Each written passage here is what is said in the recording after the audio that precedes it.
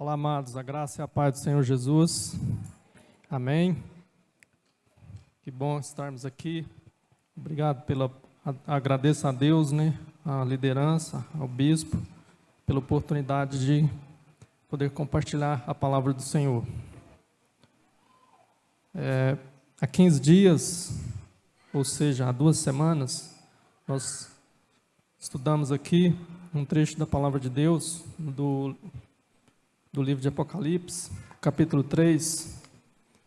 Eu quero dar sequência nesse estudo porque é importante, e eu quero fazer um contraponto àquela palavra com a outra igreja. A comparação que nós estudamos, nós vimos lá que o Senhor traz um alerta para a igreja dos últimos dias. Ali, uma igreja, lá no capítulo 3, a igreja de Laodiceia, uma igreja que o Senhor era uma igreja cristã.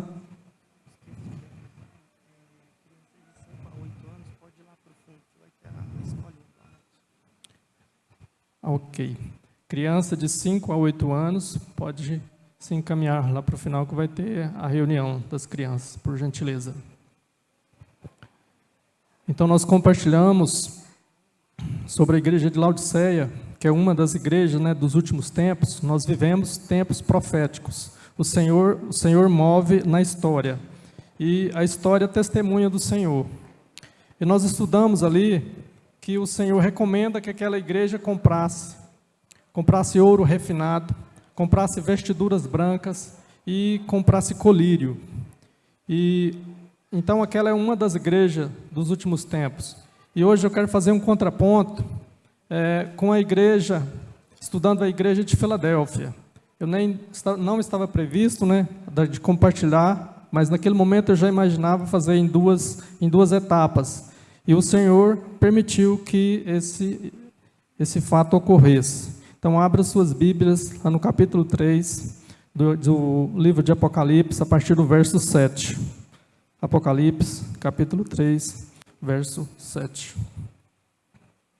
Ao anjo da igreja em Filadélfia escreve: estas coisas diz o santo, o verdadeiro, aquele que tem a chave de Davi, que abre e ninguém fechará, e que fecha e ninguém abrirá.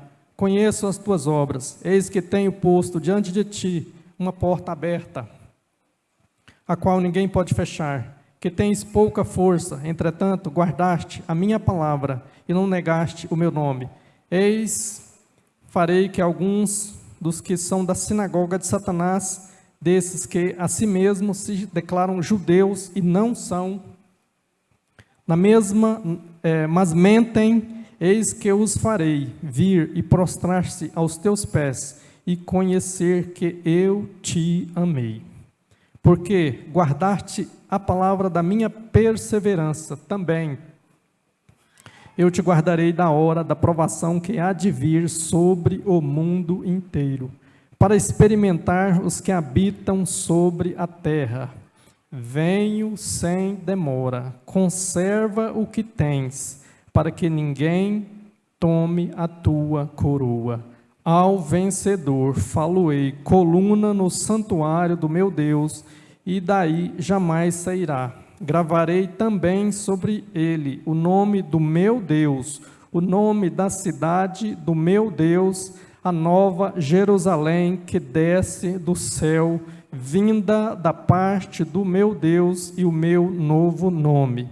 Quem tem ouvidos, ouça o que o Espírito diz às igrejas. Amém? O Senhor tem tocado no meu coração nos últimos tempos. Os irmãos foram analisar, vai perceber que eu tenho ministrado com ênfase nas últimas coisas, com ênfase no reino. E não vai ser diferente hoje. Então, nós já compartilhamos aqui sobre a parábola do capítulo 13 de Mateus, já falamos sobre a parábola das virgens, já falamos sobre os 3 julgamentos, já falamos algo superficial sobre o milênio. Então, o Senhor tem me tocado a trabalhar nesse assunto. E eu já tenho alguns temas já para no futuro trabalhar com os irmãos. Eu vou falar sobre Hades, o inferno, o que é o paraíso, para a gente aprofundar nesse tema, no futuro. Vou falar sobre o arrebatamento e por aí vai.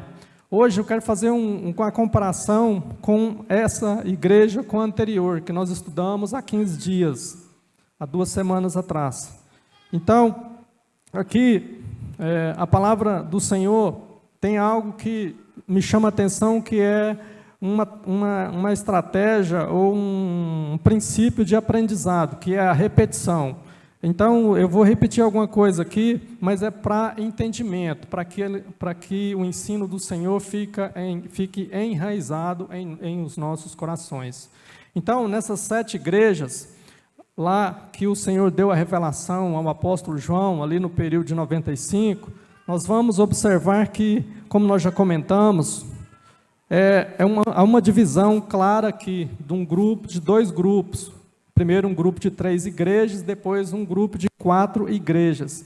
E tem 3 aspectos, essas igrejas: o aspecto histórico, o aspecto profético e o aspecto espiritual. Então, essas igrejas, profeticamente, elas apontam para toda a história da igreja. Então, a primeira igreja, que é Éfeso, é uma igreja que vai apontar para a igreja que ocorreu ali no 1º século, até o ano 100 da presente era. Depois vem a segunda igreja, que é Esmirna, que vai dos 2 séculos seguintes. Depois vem a igreja de Pérgamo, quando na segunda igreja de Esmirna, a igreja perseguida. A primeira igreja teve um esfriamento do amor. Depois a segunda igreja sofreu perseguição, que é Esmirna. Depois a terceira igreja, por volta do ano 300 e alguma coisa, 313, 325, ela juntou-se à política, ao líder político da época. O que aconteceu? O líder político tornou-se o líder da igreja, houve-se uma mistura. Depois vem a 4ª igreja, que é Tiatira. O que aconteceu? A igreja passou a mandar nos líderes políticos. Quem definia quem seria o líder de determinado reino, determinada nação, era a igreja da época, ou seja, uma mistura completa. Depois houve aquele período negro da história, em que a igreja que governava, a igreja, entre aspas, que mandava na política no mundo. Com os irmãos vai estudar a história, ele pode perceber isso.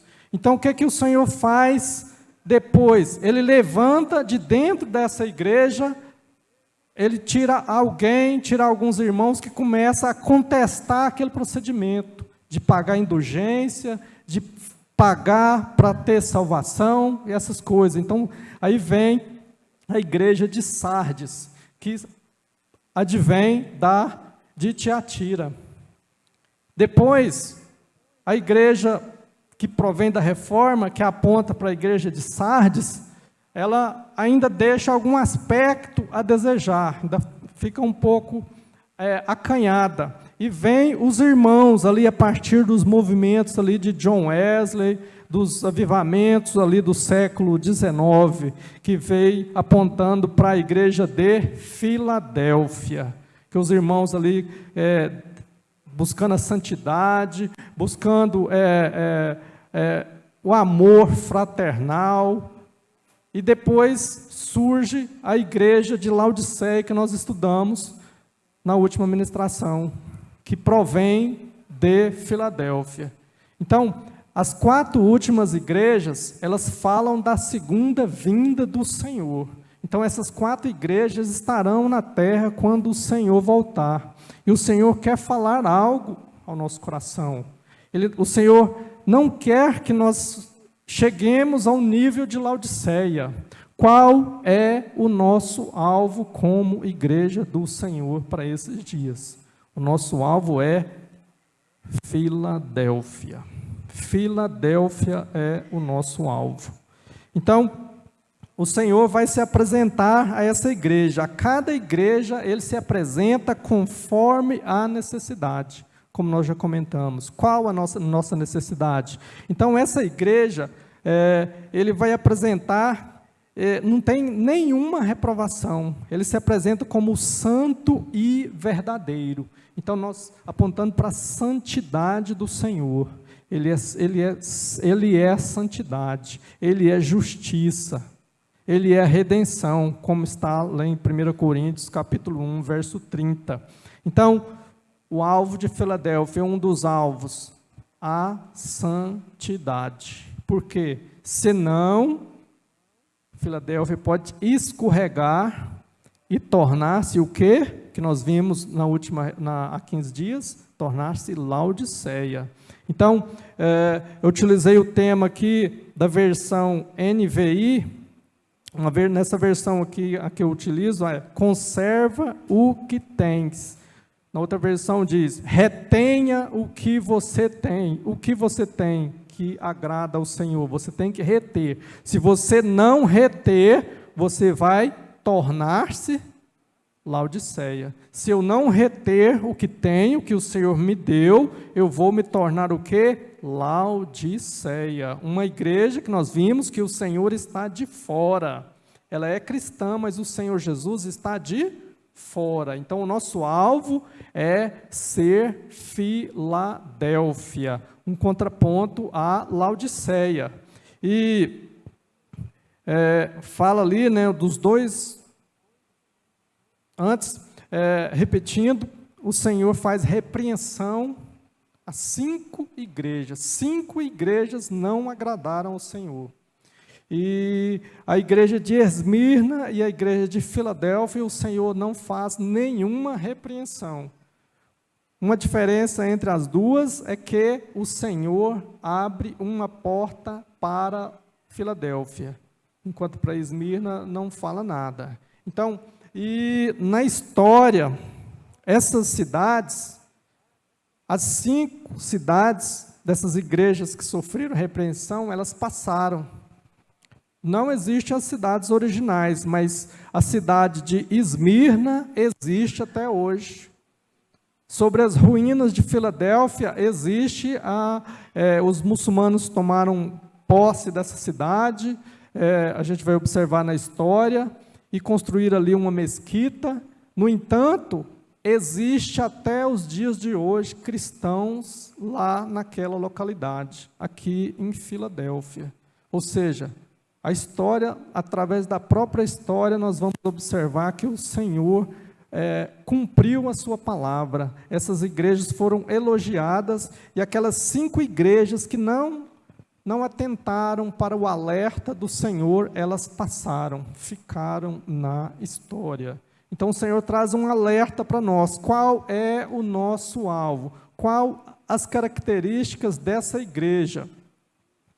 Que é a igreja de Filadélfia. Então, aqui nós destacamos, há um destaque para os vencedores. Aqui tudo é igreja, não está falando aqui de quem não é cristão, de ímpios, está falando aqui para igreja. Nós podemos observar isso. Então, nós vimos que essa é uma das igrejas dos últimos dias, a igreja do tempo do fim.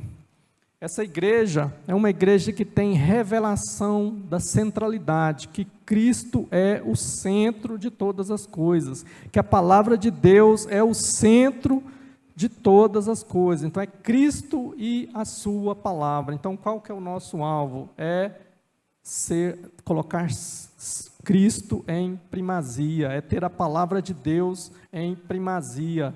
Não é o homem, não é o pensamento humano, não é o mundo, é Cristo, não é religião, é Cristo o centro de nossas vidas. É Cristo que tem que ser o centro da igreja. Essa igreja, a cidade de Filadélfia, ela foi fundada por volta do século II a.C. por um rei chamado Eumenes. Esse rei, ele tinha um irmão que era muito fiel a ele. Ele era fiel em tudo, ele ajudava esse rei no seu governo. E o nome desse irmão, do irmão desse rei, era Átalo. E ele era de confiança, ele apoiava o seu irmão, que era rei em tudo. Então o rei mudou o nome dele, mudou para Filadelfo. Então ele fundou essa cidade para homenagear o seu irmão, que quer dizer, então, Filadélfia, Filadelfo quer dizer irmão fraternal, um irmão no qual se pode confiar. Então o Senhor pega, mais uma vez, nós vamos observar que em todas as igrejas, ele pega esses aspectos históricos e vai aplicar, trazer ensinamento para nós, para a igreja dele, para os filhos de Deus. A Filadélfia, lá nessa cidade, adorava, então, as pessoas ali adoravam divindades gregas. Lá havia templos dedicados a Ártemis, a Hélio, a esses deuses lá da Grécia, Zeus, Dionísio e Afrodite. Por causa dos diversos templos, era chamada de Pequena Atenas. Então era um ambiente muito idólatra, era um ambiente muito religioso. E o Senhor ali, uma igreja que parecia fraca, mas aos olhos de Deus era forte, porque ela tinha o Senhor Jesus no centro. Então, qual é o nosso alvo? Ter o Senhor Jesus no centro. Então, seremos fortes aos olhos do Senhor. Mesmo que o mundo olhe e fale para você, mesmo que o mundo olhe e fale para a igreja, não é uma igreja fraca, é uma igreja pequena, mas se tem Jesus no centro, essa igreja é forte, nada pode contra ela. Amém?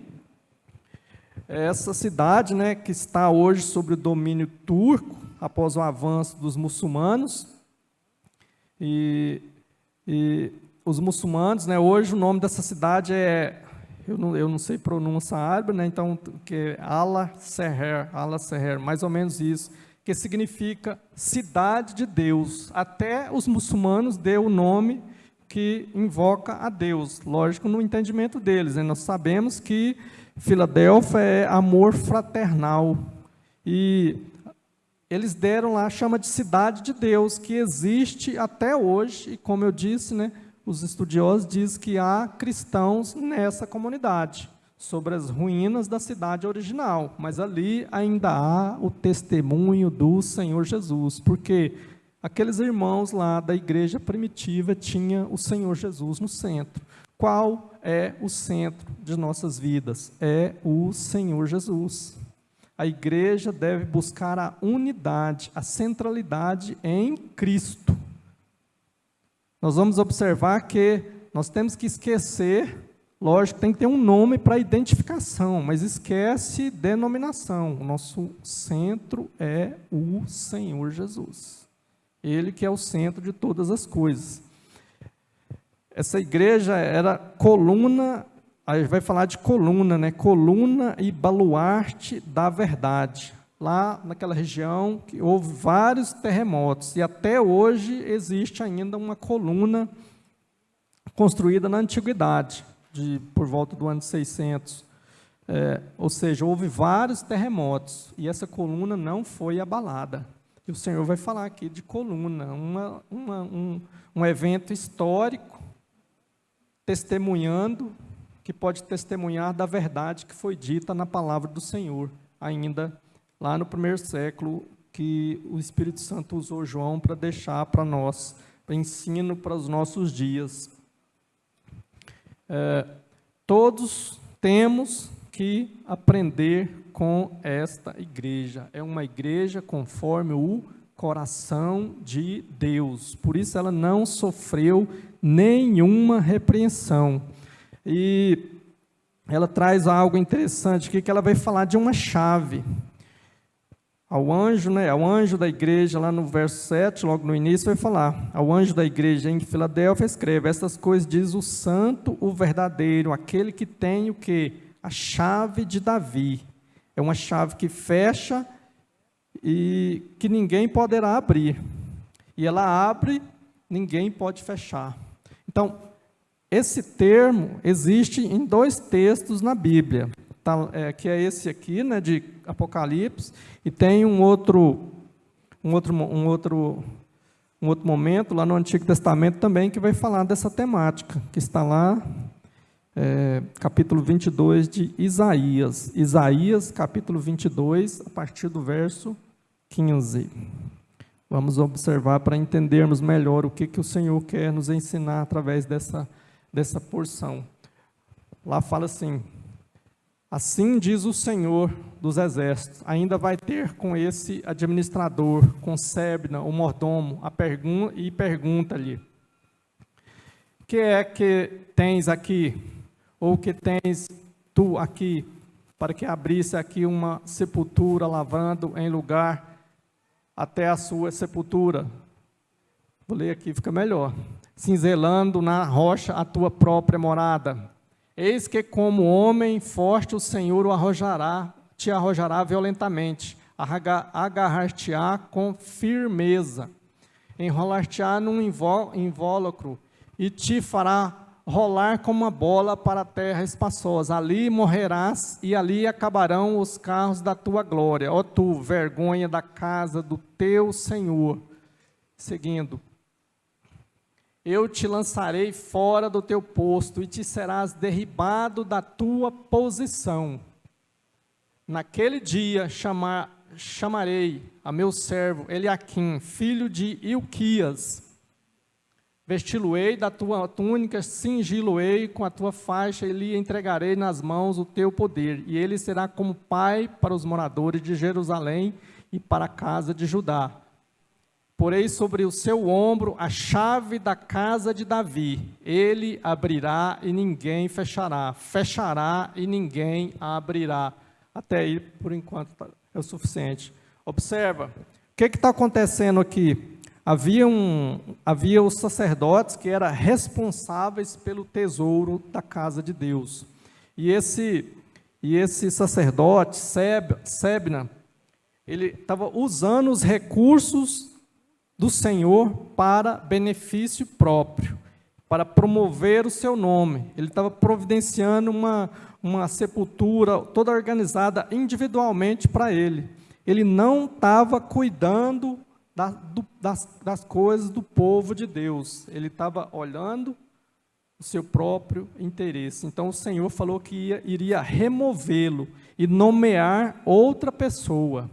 Então outra pessoa que tivesse o quê? A chave de Davi nos ombros. Naquele tempo, a chave, no caso aqui a chave dos tesouros, falava chave no ombro, porque não é a chave como nós conhecemos hoje, uma chave pequena, era uma chave enorme que tinha que carregar no ombro. Então essa pessoa era responsável por abrir, era responsável por administrar aquelas riquezas da casa de Deus.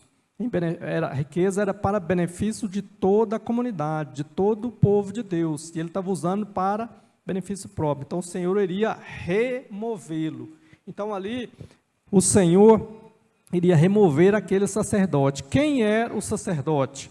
Era o que fazia a mediação entre Deus e os homens. Então hoje, no tempo da graça, quem são os sacerdotes? Somos todos nós, o povo de Deus. Teve um sumo sacerdote, que é o Senhor Jesus. Ele ali,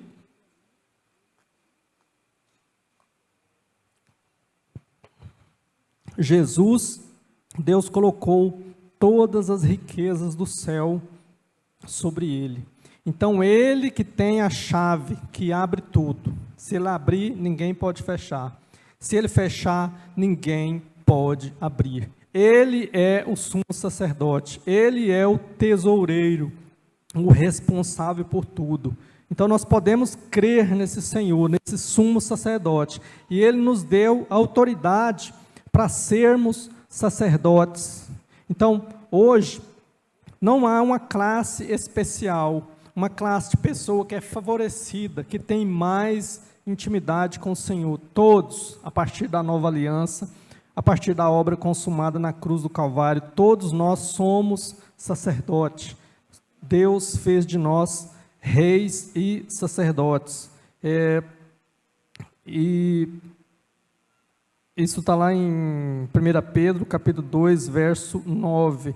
Então aqui vai falar dessa chave, a qual o Senhor Jesus vai abrir porta e ninguém pode fechar. Nós temos que crer nessa verdade. E uma porta aberta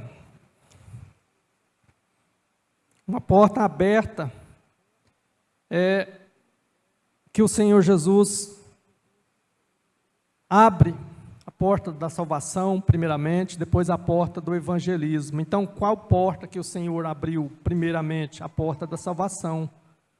Por nós mesmos, nós não poderíamos sermos salvos. O Senhor Jesus, através da cruz, fez a obra e agora nós, como suas testemunhas, temos que fazer essa obra, testemunhar, para que outros sejam alcançados, para que outros possam ter acesso a essa porta, que é a salvação. Jesus, no caso, nós comentamos, tem que ser o centro. Ele representa o nome, aqui vai falar também do nome, que representa a pessoa, representa a vida. Temos que valorizar Cristo e a sua palavra. Quando guardamos a palavra, quando não negamos o nome, as portas são abertas. Então, uma igreja que parecia pobre, no caso aqui de Filadélfia, uma igreja que era perseguida, no caso de Esmirna, mas Jesus era o centro. Então, essas igrejas eram consideradas ricas diante do Senhor. Enquanto tinha igreja que era muito rica, que parecia poderosa, como Tiatira, como Sardes, ou principalmente Tiatira e depois Laodiceia, que é a 7ª igreja, aos olhos do Senhor, era uma igreja cega, era uma igreja pobre, era uma igreja nua. Porque Jesus não era o centro. Então, hoje, nós temos que vigiar, como o Senhor traz o alerta lá naquela igreja de Laodiceia. Muitos, até mesmo cristãos, até mesmo os chamados evangélicos, têm a tendência de empoderar, de valorizar mais o homem e deixar Cristo de lado, colocando o homem no centro, colocando a política no centro. Não, o Senhor é o centro. Jesus é o centro de todas as coisas. Amém, amados? Um outro ponto que nós podemos destacar aqui, que é comum nessas duas igrejas, tanto Filadélfia como Esmirna, é que o Senhor fala que, lá no verso 9, eis que farei que alguns dos que são da sinagoga de Satanás. Esse termo está nessa igreja, está na igreja de Esmirna. As duas igrejas que não têm repreensão, as duas igrejas que agradam ao Senhor. O Senhor utiliza esse termo. O que o Senhor quer falar? É alertar aqueles que são como Filadélfia, que são como Esmirna, especialmente no caso aqui, Filadélfia, em que o Senhor abre portas. O Senhor fala de judeus, fala de sinagogas de Satanás, nas duas igrejas que não têm repreensão. Então, o que pode influenciar uma igreja que é genuinamente cristã? Que o Senhor vai usar esse termo aqui, sinagoga de Satanás. Nós vamos observar que é uma igreja em que vai escorregando até tornar-se uma religião. Ao invés de alívio, torna-se um peso, onde há aquele conjunto de regras, de normas para ser seguido, e Cristo deixa de ser o centro. Um exemplo é o que o apóstolo Paulo fala lá no livro de Gálatas. Os irmãos queriam obrigar os novos crentes a tornar-se judeus, a todas aquelas práticas judaizantes. Então, nós vamos observar algumas características de uma religião, que são comuns à maioria das religiões, e isso é contrário à palavra de Deus. A primeira característica aqui, no caso das duas igrejas, vai falar de sinagoga de Satanás e de judeus, mas isso naquele ambiente que era a religião oficial. Hoje, qualquer religião vai enquadrar nisso aqui. Nós não seguimos religião, nós seguimos um Deus, nós somos filhos de um Deus que vive, nosso co-irmão é o Senhor Jesus, que é vivo, é uma pessoa, Ele é Senhor em nossas vidas, amém? Nós não temos religião. Aqui, a religião, geralmente, ela vai ter 4 características básicas. Primeiro, tem que ter um templo, tem um prédio, que eles vão chamar de templo, que fala que Deus habita nesse prédio, nesse templo. Então, isso aqui não é templo, isso aqui é um prédio para reunião, para acomodação, para a gente reunir em comunidade. Isso aqui não é templo, é prédio. Templo, quem que é templo hoje? Nós somos templo do Espírito Santo de Deus. Amém? Outra característica é a lei, que é a mesma coisa que um conjunto de regras que uma determinada comunidade tem que seguir. Isso é invenção humana. Então, o Senhor deu a lei por um propósito, apontando para Cristo. Quando chegou Cristo, tinha que esquecer a lei, mas eles fizeram da lei mais importante do que a vontade de Deus.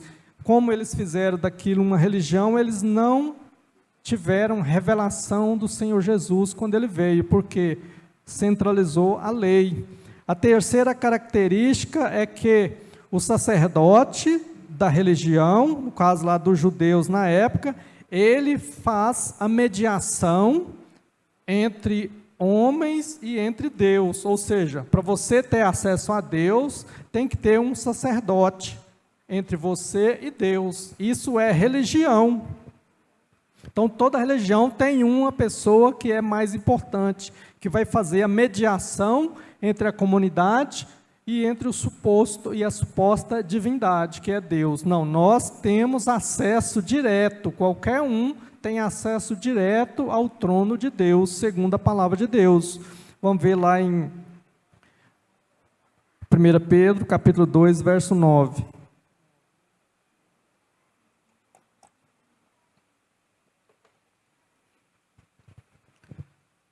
Vós, porém, sois raça eleita, sacerdócio real, nação santa, povo de propriedade exclusiva de Deus. Sacerdócio real. Cada um de nós somos sacerdotes, nós temos acesso ao trono de Deus. Lógico que nós vamos orar em comunidade, uns pelos outros, mas não assumindo o papel de mediador. Isso não existe, o nosso mediador é único, é o Senhor Jesus. Amém? Outra característica são as promessas de Deus, que Deus fez no Antigo Testamento aos hebreus, aos judeus, que vai estar lá no capítulo 8 de Hebreus, verso 6. Lá vai afirmar que as promessas da nova aliança são muito superiores à antiga aliança. Então, nós temos promessas maiores em quem? Em Cristo Jesus, que já foi crucificado na cruz do Calvário. Então, essas características apontam para quê? Que a sinagoga de Satanás, quando fala aqui dos judeus, está apontando para a religião. A religião é um empecilho para termos comunhão com o Senhor. A religião atrapalha. A religião torna-se um peso nos ombros de qualquer comunidade, qualquer um que possa ter acesso ao Senhor. Então foi ministrada aqui uma palavra recentemente, parece-me que pelo pastor Guildo, que vai falar ali que o Senhor, o fardo do Senhor é leve, o seu jugo é suave. O peso que era para estar sobre nós, o Senhor Jesus já levou na cruz do Calvário. Nós vamos passar por dificuldade? Vamos. Vamos passar por tribulações? Vamos. Mas o peso, o Senhor Jesus já levou. A conta, o Senhor Jesus já pagou. Nós não precisamos de um peso de uma religião, de uma série de obrigações impossíveis de serem cumpridas, porque o Senhor Jesus já levou. Então, isso é o que fala aqui dessa sinagoga de Satanás. A religião, então, Satanás utiliza a religião para distanciar o povo de Deus do Senhor Jesus. Então, a ênfase nesta igreja a igreja é a coluna e baluarte da verdade. Até o dia de hoje existe uma coluna, nós comentamos nessa cidade, Filadélfia, o amor fraternal, que guarda a palavra, guarda o nome, guarda a palavra da paciência. Ser coluna é uma recompensa eterna, é uma recompensa do reino. O que é uma coluna? Uma coluna é aquilo que dá sustentação a algo maior. Então, qualquer construção tem que ter uma coluna. Ela é mais importante, porque ela dá sustentação. Sem a coluna, aquilo desmorona. Então, aqui o Senhor está falando que vai fazer daquele que é, como Filadélfia, coluna. Vai ser destaque, vai ser importante. E quem não é Filadélfia, ele vai falar lá, por isso que ele dá a ênfase. Se você tem, conserva o que tem, o que?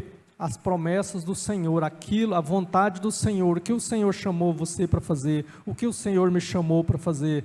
Eu tenho que conservar, eu tenho que reter, por quê? Senão eu posso perder. Se o Senhor me chamou para fazer algo, se eu não faço, o Senhor chama outro, eu vou perder a coroa. O apóstolo Paulo falou que tinha uma coroa guardada para ele, por quê? Porque ele combateu o bom combate, ele guardou a fé. Se ele não tivesse guardado, ele iria perder a coroa. Não está falando aqui de salvação, está falando de recompensa, está falando aqui para aqueles que já foram salvos, que aqui está falando é para a igreja de Filadélfia. Ela tem uma recompensa, mas ela tem que vigiar, senão ela pode perder.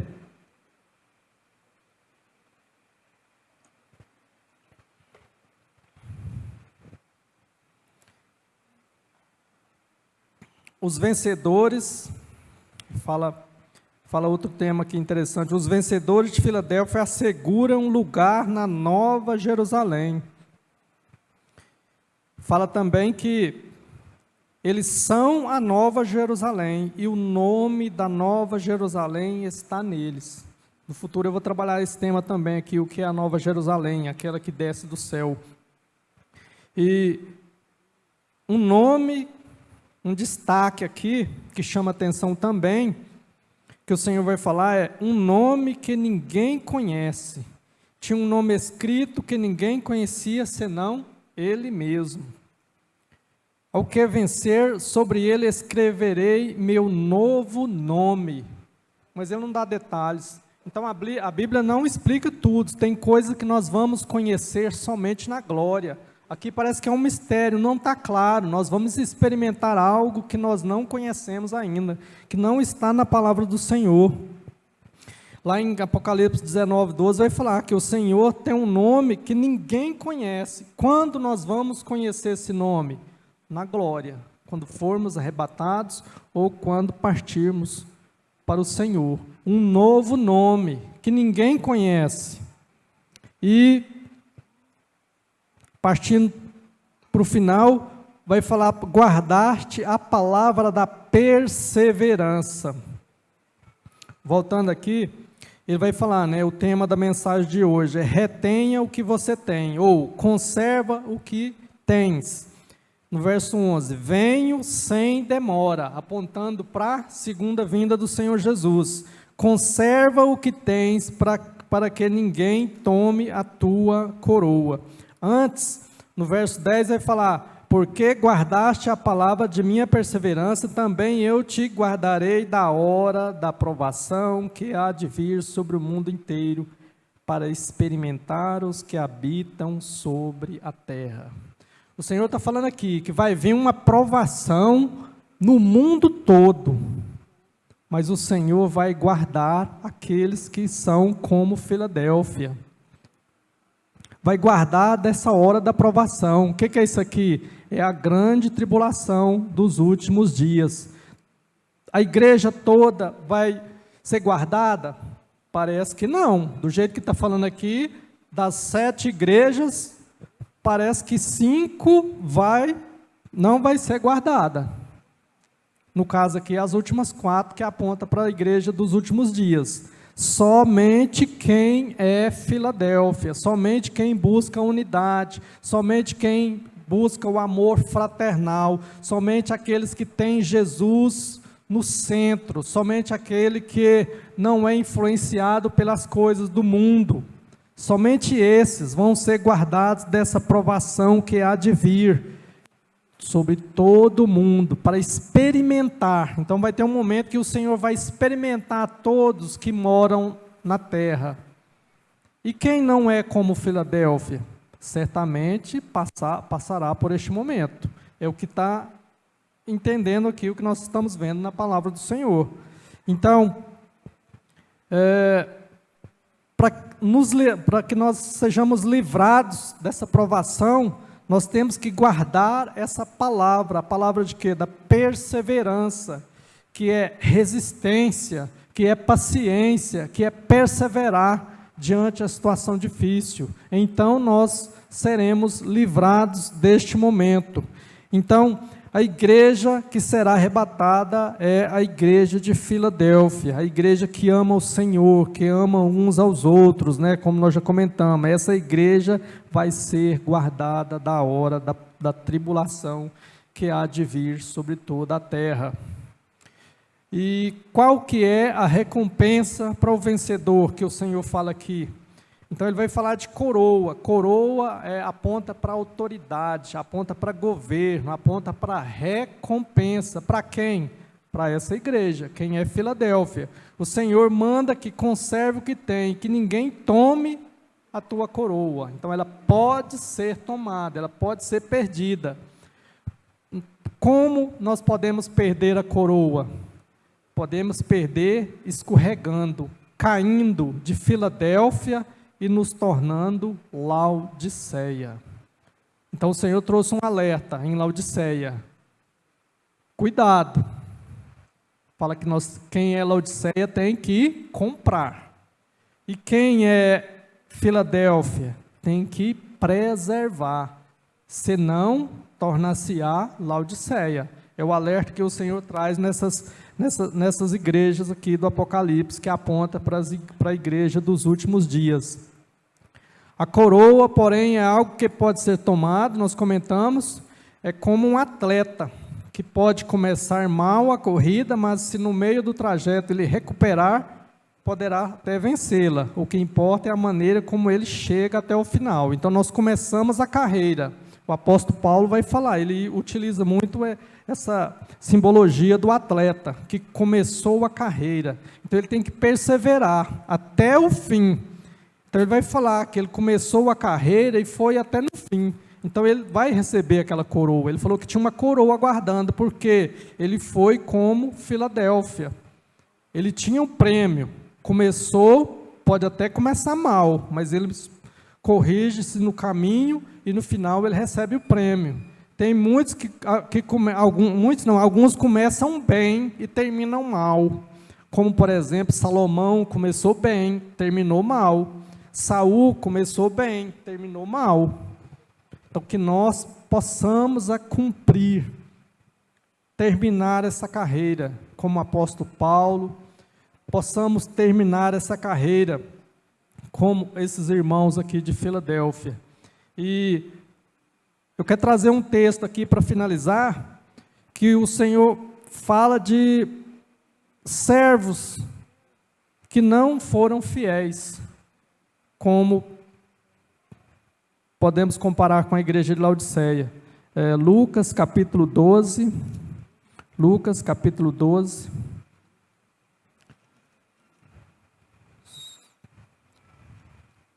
a partir do verso 41. Aqui está falando, né, da palavra para vigiar. Pedro faz uma pergunta: Senhor, profere esta parábola para nós ou também para todos? Lucas capítulo 12, a partir do verso 42. Disse o Senhor: quem é, pois, o mordomo fiel e prudente, a quem o Senhor confiará os seus conservos para dar-lhes o sustento a seu tempo? Está falando de servo e de conservo. Então, são todos irmãos. 43. Bem-aventurado aquele servo a quem o seu senhor, quando vier, achar fazendo assim. Verdadeiramente vos digo que ele confiará todos os seus bens. Aquele servo fiel, o Senhor vai confiar os seus bens. Mas se aquele servo disser consigo mesmo, meu senhor tarda em vir, e passar a espancar os criados e as criadas, a comer, a beber, a embriagar-se, ou seja, ele é servo, ele é filho de Deus, mas ele se mistura com as coisas do mundo. Ele está aqui, está embriagando. Ele fala, não, o Jesus vai demorar a voltar mesmo, eu vou aproveitar a vida. O que vai acontecer? Virá o senhor daquele servo, então está falando de servo, está falando de senhor. Então aqui é filho de Deus. Em dia que não o espera e em hora que não sabe, e castigá-lo-á, lançando-lhe a sorte com os infiéis. Aquele servo, porém, que conheceu a vontade do seu senhor e não se aprontou, nem fez segundo a sua vontade, será punido com muitos açoites. Aquele, porém, que não soube a vontade do seu senhor e fez coisas dignas de reprovação, levará poucos açoites. Mas aquele a quem muito foi dado, muito lhe será exigido, e aquele a quem muito se confia, muito mais lhe pedirão. Então, recebeu mais responsabilidade. Recebeu menos responsabilidade. Então, teremos que prestar conta do que o Senhor nos confiou. Nós fizemos a vontade do Senhor, então o Senhor vai confiará bens, confiará algo em nossas mãos. Se nós não fizermos, aqui está falando, será punido com muitos açoites. Fala de castigo. Está falando aqui para filho de Deus, porque não fizeram a vontade do Senhor.